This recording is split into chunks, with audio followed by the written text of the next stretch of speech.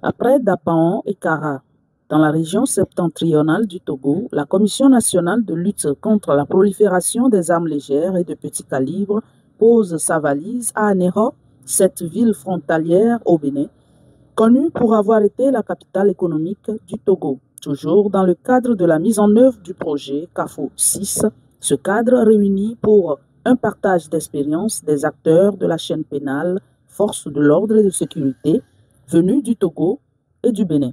L'opération CAFO est une opération au niveau de l'ONUDC que nous organisons depuis 6 ans. Et cette année, c'est la 6e édition.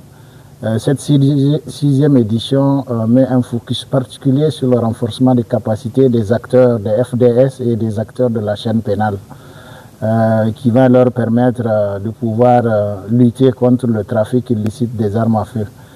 Comme vous le savez, le Bénin et le Togo sont deux pays confrontés aujourd'hui à la criminalité organisée, mais surtout aux actes de terrorisme. Et ces actes de terrorisme sont alimentés par l'usage des armes illicites.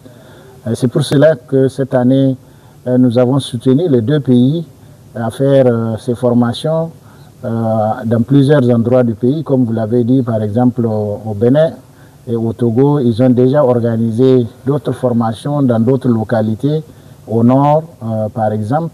Et du côté du Bénin également, il y a eu des formations qui ont été organisées. La volonté de réunir les deux pays réside dans un besoin de complémentarité d'informations et de coordination d'actions en matière de maintien de paix et de stabilité sécuritaire dans la sous-région, le fléau terroriste ayant des liens de transnationalité, un phénomène qui entrave non seulement les droits de l'homme, mais aussi le développement économique, socio-culturel des peuples. Alors cette formation conjointe, c'est pour renforcer la coopération entre les deux pays.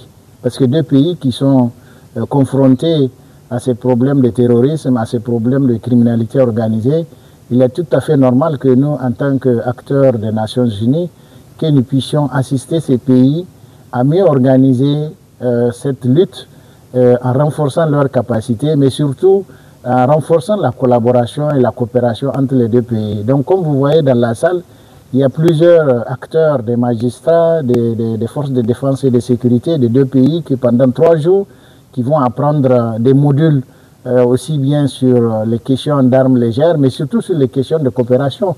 Parce que sans la coopération, il est difficile de lutter contre ces phénomènes qui sont des phénomènes qui ont des liens de transnationalité. Donc il est tout à fait normal que nous, en tant qu'acteurs des Nations Unies, que nous puissions amener l'ensemble de ces acteurs nationaux à avoir cette coopération et cette collaboration pour mieux travailler ensemble et faire de la lutte une lutte véritable et efficace. Il faut dire que dans un contexte actualisé où la globalisation inclut l'intelligence artificielle à la sécurisation des personnes et des flux financiers, les modules dispensés au cours des 10 ateliers prennent en compte les techniques de détection, la collecte des renseignements, les investigations et poursuites pénales des infractions liées au trafic illicite d'armes à feu et les liens avec les terroristes. L'œil d'Afrique depuis Anéro.